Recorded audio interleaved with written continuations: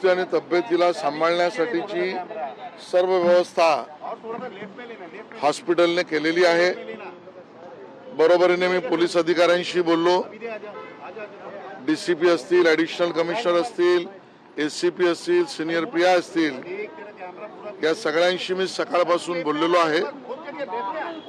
ज्या पद्धतीची घटना आहे ती अतिशय गंभीर घटना आहे, भीतीदायक अशी घटना आहे आणि या विषयावर चौकशीचं काम पोलिसांनी तातडीने सुरू केलंय। या संबंधित आरोपीला पकडण्यासाठी आवश्यक जे पुरावे गोळा करणं आहे किंवा पकडण्यासाठीची माहिती गोळा करणं आहे, याचं काम तातडीने पोलिसांनी सुरू केलंय।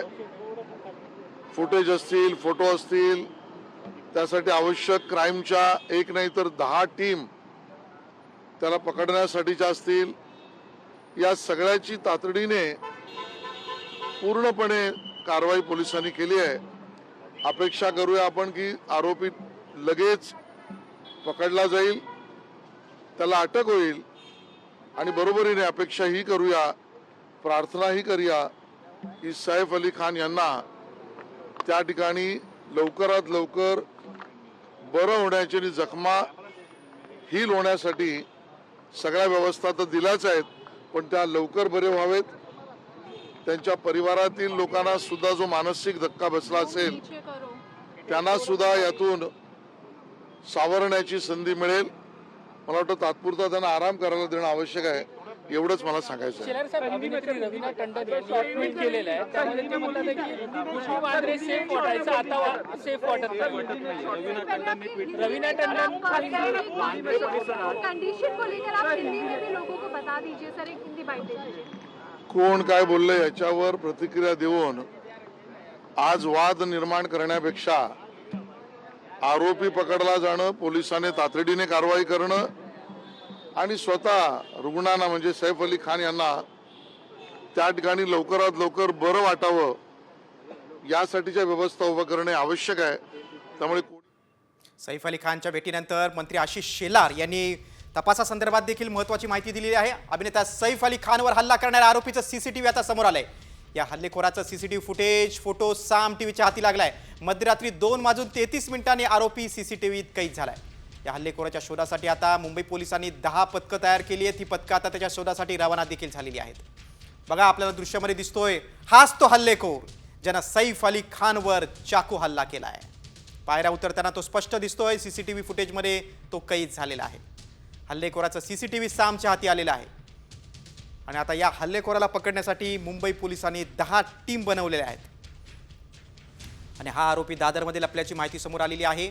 काही वेळापूर्वीच मंत्री आशिष शेलार यांनी देखील आता तपासासंदर्भातील माहिती दिलेली आहे। सैफ अली खानची भेट घेतल्यानंतर, प्रकृतीची विचारपूस केल्यानंतर त्यांनी माध्यमांशी संवाद साधला आणि या हल्लेखोरासंदर्भात देखील त्यांनी कसा पोलिसांचा तपास सुरू आहे त्याबद्दल सांगितलं। आणि आता तुम्ही बघताय की दृश्य हल्लेखोराचं सीसीटीव्ही सामच्या हाती लागलेला आहे। पायऱ्या उतरताना दिसतोय हाच तो हल्लेखोर सैफ अली खानवर हल्ला करून पळून जात असताना दिसतोय।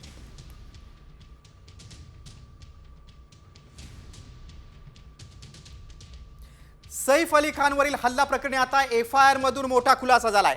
हल्लेखोरानं सैफ अली खानकडे 1 कोटी रुपये मागितल्याचा उल्लेख एफआयआर मध्ये आहे।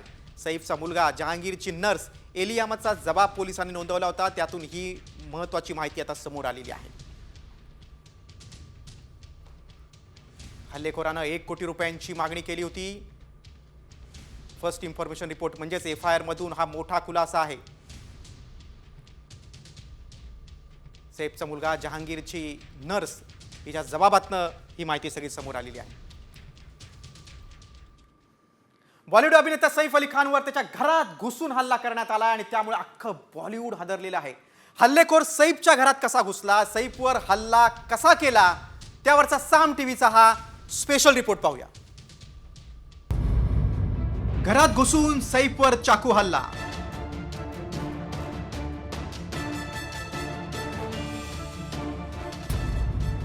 सैफी नडला, थेट चोराला भिडला।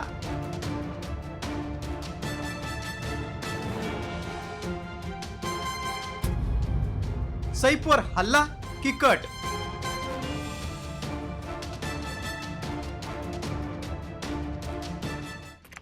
वेळ मध्यरात्री 2:30 वाजता. ठिकाण सद्गुरू शरण इमारत, वांद्रे पश्चिम, मुंबई. मुंबईतील हाय व्होल्टेज परिसर असलेल्या वांद्र्यात बॉलिवूड अभिनेता सैफ अली खानवर थेट त्याच्या घरात घुसून चाकूनं हल्ला केला. या हल्ल्यात सैफ गंभीर जखमी झाला. सैफला लीलावती रुग्णालयात दाखल करून शस्त्रक्रिया करण्यात आली. मात्र सैफवर हल्ला कसा झाला पाहूयात. शेजारील इमारतीची सुरक्षा भिंत ओलांडून चोर बिल्डिंग मध्ये शिरला. त्यानंतर पायऱ्या चढून चोर 12व्या मजल्यावर सैफच्या घरात पोहोचला. चोराकडून जहांगीरच्या बेडरूम मध्ये शोधाशोध. कामवाली लिमाला घरात कोणीतरी शिरल्याचा संशय आला. कामवालीनं आरडाओरड करताच चोराकडून तिच्यावर हल्ला करण्यात आला. त्यात लिमाच्या हाताला जखम झाली. आरडाओरड ऐकून सैफ बेडरूमच्या बाहेर आला. चोर आणि सैफ अली खान मध्ये झटापट झाली.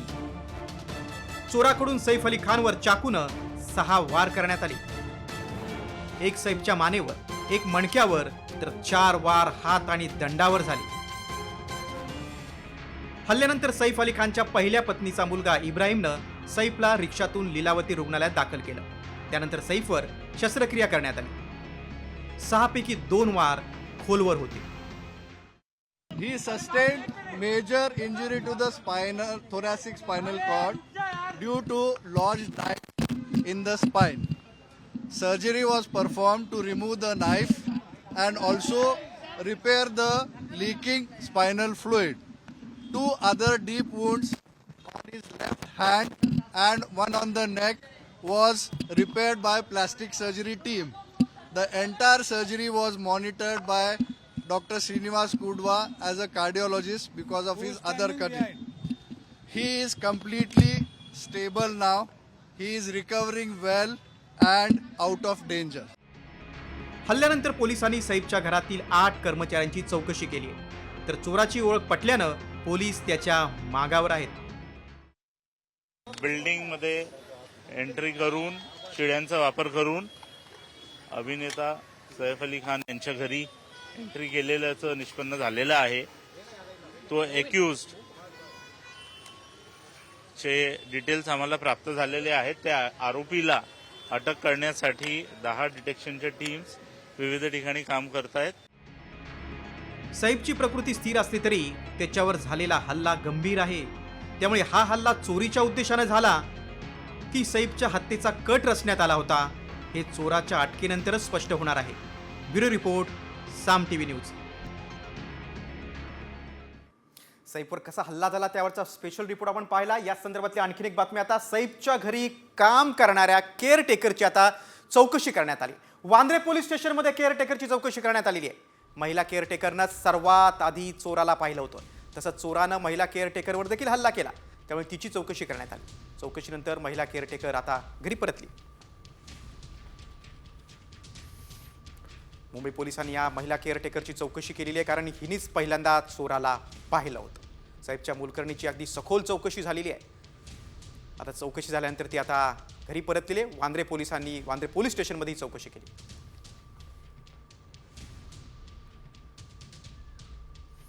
सैफवर घरातच हल्ला झाल्यामुळे आता अनेक सवाल उपस्थित होत आहेत. कारण सैफच्या घरात शिरलेला हा चोरच होता की आणखी कोण, असा प्रश्न उपस्थित होतोय. या प्रकरणी आता पोलिसांनी सैफच्या घरात काम करणाऱ्या 8 जणांना चौकशीसाठी ताब्यात घेतलंय. यात फुलेंचं पॉलिश करणारे 4 जण तर 1 सुरक्षा रक्षक आणि 3 घरातील कर्मचाऱ्यांचा समावेश आहे. सैफच्या घरातल्या नोकरांचे मोबाईल देखील जप्त करण्यात आलेत.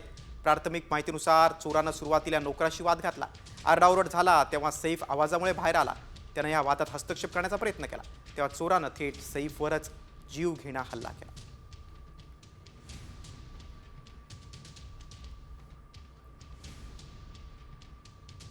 बाबा सिद्दीकींची हत्या, सलमान खानच्या घरावरील गोळीबार, सलमानला धमक्या, या सगळ्या बिश्नोई गँगचं नाव समोर आलं होतं. आता सैफ अली खानवरील हल्ल्याचा तपास याच दिशेनं तपास होण्याची शक्यता आहे. कारण काळवीट शिकार प्रकरणात सलमान खान सोबत सैफ अली खानवर देखील आरोप झाले होते. त्यामुळे बिश्नोई गँगच्या रडारवर सैफ देखील आहे का आणि त्याच्या गँगमधल्या कोणी सैफवर हल्ला केलाय का याचा देखील पोलीस आता तपास करू शकतात. बिश्नोई गँगकडून हल्ला झालाय का त्या दृष्टीने देखील आता मुंबई पोलिसांचा तपास आहे. कारण सलमान खान बरोबर सहआरोपी म्हणून सैफ अली खानचं देखील नाव होतं. काळवीट शिकार प्रकरणात सैफवर देखील आरोप झाले होते. सैफवरील हल्ल्यानंतर आता अभिनेत्री ममता कुलकर्णीची देखील प्रतिक्रिया समोर आलेली आहे. अशा प्रकारच्या घटना देशात सर्वत्र घडत आहेत, त्यामुळे सुरक्षा वाढवण्याची गरज आहे असं तिने म्हटलंय.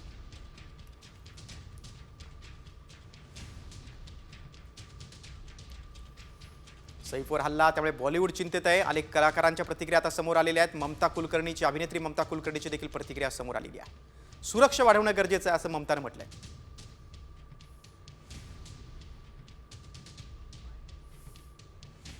ये सिर्फ सैफ तक ये इंसिडेंट सिमिट नहीं है. ये काफ़ी जगह ये ऐसे हादसे हो रहे हैं और सुनते आ रही हूँ, चाहे वो गुजरात में हो, राजकोट में है, बॉम्बे में है. थोड़ी सी हल्की सी आँख लग जाती है, चोर घुस जाते हैं, तो ये अपनी सिक्योरिटी को थोड़ा टाइटन करने की ज़रूरत है. आता याच प्रकरणात शरद पवारांच्या टीकेकडे वळूया. अभिनेता सैफ अली खानवर हल्ला म्हणजे मुंबईची कायदा सुव्यवस्था ढासळल्याचं लक्षण आहे, अशी टीका शरद पवार यांनी केली आहे. वांद्र्यामध्येच एका लोकप्रतिनिधीची हत्या झाली होती, याकडे देखील शरद पवारांनी लक्ष वेधलं.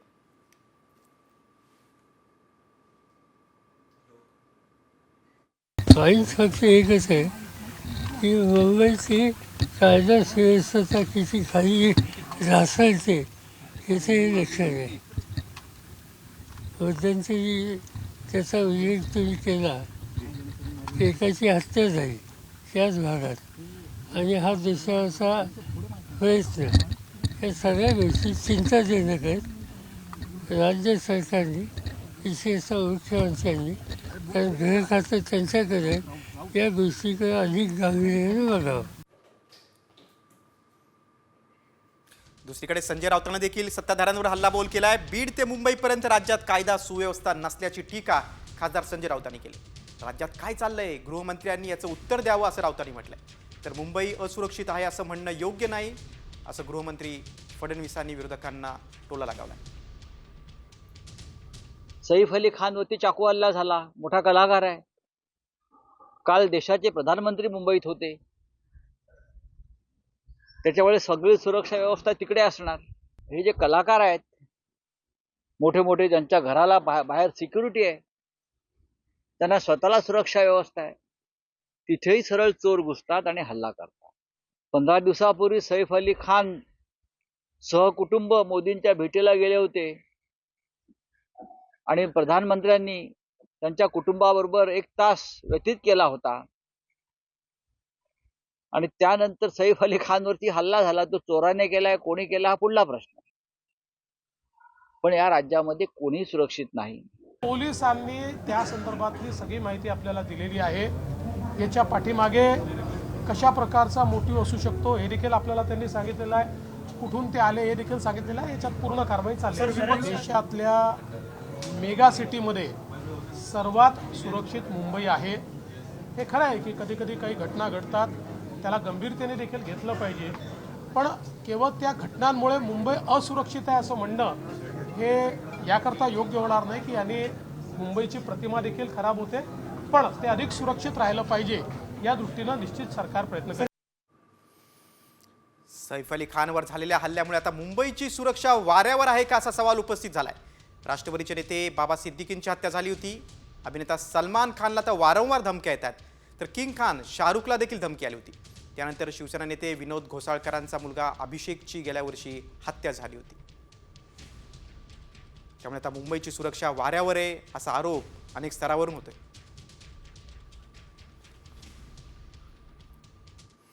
आता इतर बातम्यांकडे. लाडक्या बहिणींसाठी खुशखबर आहे. जानेवारीचा हप्ता लाडक्या बहिणीच्या खात्यात 26 जानेवारीपासून जमा होईल अशी माहिती आता महिला आणि बालविकास मंत्री अदिती तटकरे यांनी दिलेली आहे. जानेवारीचा हप्ता 1500 रुपयांचा असणार आहे. तर हप्ता वाढवण्याबाबत अर्थसंकल्पीय अधिवेशनात निर्णय घेण्यात येणार असल्याची माहिती देखील आहे. या महिन्याचा, जानेवारी महिन्याचा म्हणजे नवीन वर्षाचा पहिला जो लाभ आहे, डीबीटी आहे, ते 26 जानेवारीच्या आत त्याची सुरुवात ही आम्ही करत आहोत. आणि त्या संदर्भातलं जे आर्थिक नियोजन आहे ते सुद्धा अर्थ विभागाकडून आम्हाला महिला व बालविकास विभागाला प्राप्त झालेला आहे. त्याच्यामुळे लाडक्या बहिणींचा जो जानेवारी महिन्याचा लाभ आहे हा साधारणपणे 26 जानेवारीच्या आत त्याची वितरणाची सुरुवात होईल. तर दुसरीकडे सरकारी कर्मचाऱ्यांसाठी देखील आनंदाची बातमी आहे, कारण 8व्या वेतन आयोगाला आता केंद्र सरकारची मंजुरी आहे. केंद्रीय कॅबिनेटनं 8व्या वेतन आयोगाला ग्रीन सिग्नल दिला आहे. त्यामुळे केंद्रासह राज्य सरकारी कर्मचाऱ्यांच्या पगारात लवकरच वाढ होणार आहे. कारण निवृत्त सरकारी कर्मचाऱ्यांना देखील त्याचा फायदा होणार आहे.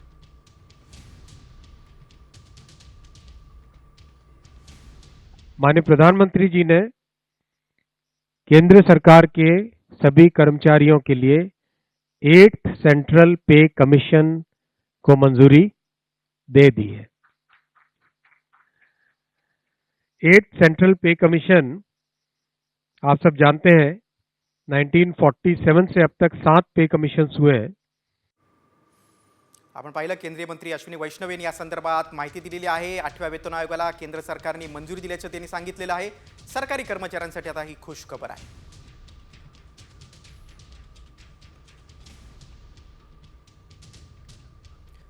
बघा, आपण महत्त्वाचे मुद्दे पाहूया.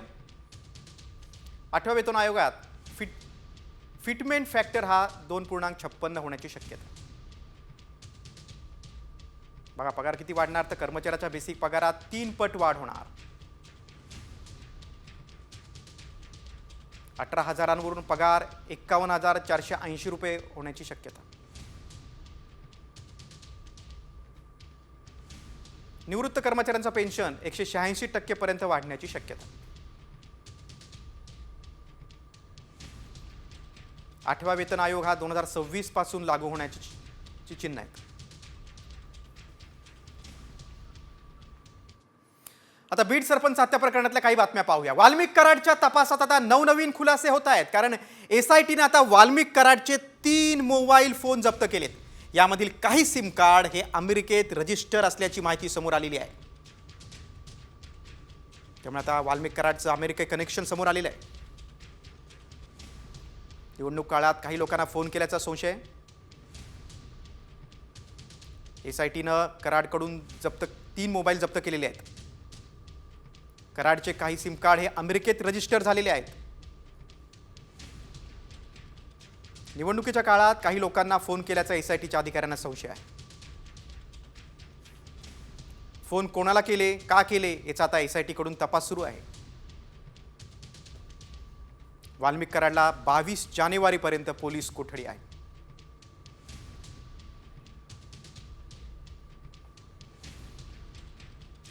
भाजपचे आमदार सुरेश धस यांची प्रतिक्रिया आपण पाहूया. हे बघा, आका जो आहे हा सोपा आका नाहीये. हा आका 17 मोबाईल वापरत होता. आता तुम्ही नाविन्यपूर्ण योजना सांगितली की अमेरिकेवरून धमकी देत होता. वापरत असेल, तेही करत असेल. आका काय नाही करू शकत. आकाचा बाका 50 लोकांना प्रत्येक महिन्याला काहीतरी ठराविक रक्कम पाठवत होता आका. वाल्मिक कराडनंतर पुढची बातमी आता धनंजय मुंडेंबाबत. सह्याद्री अतिथीगृहात आज राज्यमंत्री परिषदेची बैठक पार पडली. मात्र या बैठकीला मंत्री धनंजय मुंडे उपस्थित नव्हते. वाल्मिक कराडला मकोका लावल्यानंतर धनंजय मुंडे हे परळीत दाखल झालेत. आज धनंजय मुंडेंनी वैद्यनाथाचं दर्शन घेतलं. त्यावेळी मुंडे मंत्री परिषदेच्या बैठकीला उपस्थित नव्हते.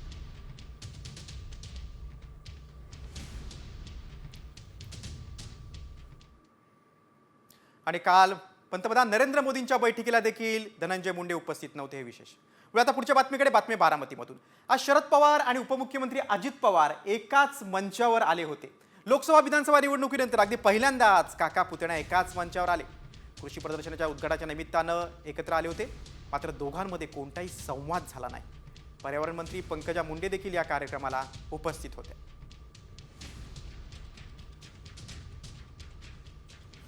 बारामतीत पवार काका पुतण्यानं एकत्र जेवण केलंय. कृषी प्रतिष्ठान कार्यक्रमानंतर शरद पवार आणि अजित पवारांनी एकत्रित जेवण केलं. प्रतिष्ठानच्या इन्क्युबेशन सेंटर मान्यवरांसाठी भोजनाचं आयोजन करण्यात आलं होतं. त्यावेळी शरद पवार आणि अजित पवारांनी एकत्रित जेवण केलं. तत्पूर्वी सकाळी कृषी प्रदर्शनाच्या उद्घाटनाच्या निमित्तानं पवार काका पुतण्या एकत्र आले होते. मात्र दोघांमध्ये कोणताही संवाद झाला नाही. विधानसभा निवडणुकीच्या निकालानंतर अशी चर्चा होती दोन्ही पक्षातल्या कार्यकर्त्यांकडून आणि तुमच्या कुटुंबातल्या सदस्यांकडून देखील. सुनंदा वहिनींचं तुम्ही नाव घेतलं. त्यांनी देखील गेलं की कुटुंब एकत्र यावं म्हणून. कुटुंब कधीच वेगळं नव्हतं. कुटुंब एकत्रच आहे. आजही आहे, कालही होतं, आजही आणि उद्याही राहील. विधानसभा निवडणुकीनंतर जी राजकीय समीकरणं बदलली आहेत त्यानंतर असं वाटतं की कुटुंब आणि पक्ष किंवा राजकारण एकत्र करावं. कुटुंब माझ्यासाठी एकत्र आहे. कालही होता, आज आणि उद्याही राहील. त्याच्यामुळे तो माझ्यासाठी तो इश्यूच नाही आहे. आणि political job is a professional job ना. नातं आणि ज्या जबाबदाऱ्या आहेत प्रोफेशनल याच्यात गल्लत कशी करायची. आता मंत्री पंकजा मुंडेंच्या वक्तव्याकडे वळूया. माझी सकाळ एवढ्या योग्य कामासाठी कधीच गेली नाही असं वक्तव्य पंकजा मुंडेंनी केलेलं आहे. बारामतीत कृषी कार्यक्रमात पंकजा मुंडेंनी हे वक्तव्य केलं. मला माझ्या जीवनामधली सकाळ कधीच एवढी योग्य कामासाठी गेली नाही. 3-4 कप चहा पिण्यात गेली, डोकं खराब करणाऱ्या बातम्या ऐकण्यात गेली. पण सकाळी आधी त्यांनी मला काल सांगितलं की ताई आपण 5:45ला भेटू. मग मला वहिनींचा फोन आला की आपण 7:15लाच तयार राहा आणि 7:30लाच या. मला यायला 7:31च झाले होते, पण दादा ऑलरेडी गाडीत बसलेले होते आणि मी धावत जाऊन गाडीत बसले. म्हणजे मला असं वाटलं की बारामतीमध्ये तुम्ही मला दर महिन्याला जरा बोलवत जा. त्यामुळे इथला प्रोफेशनलिझम हा खरंच मला शिकता येईल. आता एक वेगळी बातमी पाहूया. धगधगल माधुरी नेहमीच चर्चेत असते, मात्र आता माधुरीची एक गाडी देखील चर्चेत आहे. माधुरी दीक्षितनं संक्रांतीच्या मुहूर्तावर नवीन आलिशान सुपर कार खरेदी केली. सध्या माधुरीच्या या कारची प्रचंड चर्चा होते. माधुरी दीक्षित आणि तिचे पती डॉक्टर श्रीराम नेने यांनी फेरारी 296 GT ही महागडी आलिशान कार खरेदी केली. त्याची किंमत ऐकूनच तुम्ही चाट पडाल, कारण या कारची किंमत 6 कोटींपेक्षा जास्त आहे. माधुरीनं फेरारी खरेदी केल्याचा व्हिडिओ आता व्हायरल होतोय. माधुरीकडे स्पोर्ट्स कार पासून त्याची मर्सिडीज पर्यंत सर्व प्रकारच्या कार्स आहेत. माधुरीकडे मर्सिडीज मेबॅक S560 ही कार आहे, जिची किंमत 2.5 कोटी आहे. तर मर्सिडीज S क्लास 450 देखील आहे. फेरारी 296 GT आहे. मर्सिडीज मेबॅक X560 आहे. मर्सिडीज S क्लास 450 आहे. स्कोडा VRS देखील आहे. आलिशान कार आहेत माधुरीकडे. 101 रेंज रोवर देखील आहे.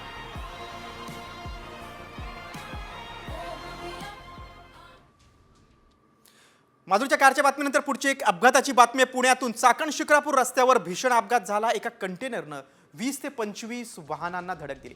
या अपघातात 2 महिला आणि 1 मुलगी गंभीर जखमी झाली, तर 1 जण किरकोळ जखमी आहे. दरम्यान कंटेनर चालकाला स्थानिक नागरिकांनी बेदम चोप दिलाय. चालकाची प्रकृती चिंताजनक आहे. त्याच्यावर आता ससून रुग्णालयात उपचार सुरू आहे.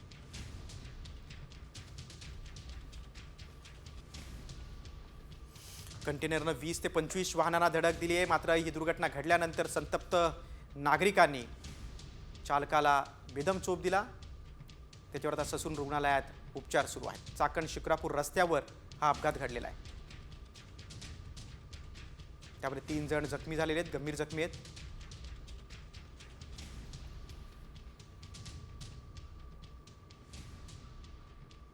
पुढची बातमी आता उल्हासनगरातून. गाडी पार्किंगवरून झालेल्या वादात एका कुटुंबाला गुंडांकडून मारहाण झालेली आहे.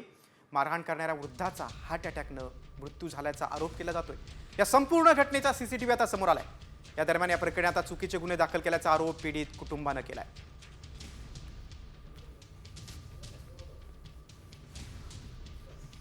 कार पार्किंगचा वाद होता, मात्र गुंडांकडून कुटुंबाला मारहाण करण्यात आलेली उल्हासनगरमधील ही घटना आहे. मात्र मारहाण पाहणाऱ्या वृद्धाचा हार्ट अटॅकनं मृत्यू झाल्याचा आरोप होतोय. या संपूर्ण घटनेचा CCTV आता समोर आलेला आहे. हेडलाइन्स से प्रस्तुत करता है. बघा, उल्हासनगरमधील आपण घटना बघतोय. गुंडाकडून कशी कुटुंबाला मारहाण झाली त्याचा CCTV आता समोर आलेला आहे. अगदी क्षुल्लक वाद होता, कार पार्किंगचा वाद होता, मात्र या गुंडानं कुटुंबाला मारहाण केली.